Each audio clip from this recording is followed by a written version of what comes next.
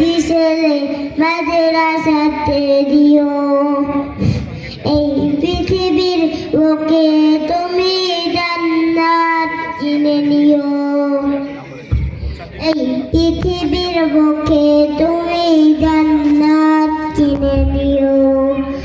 রোজ নামাজে দুহাত তুলে চোখের পানি ফেলে, রোজ নামাজে দুহাত তুলে চোখের পানি ফেলে।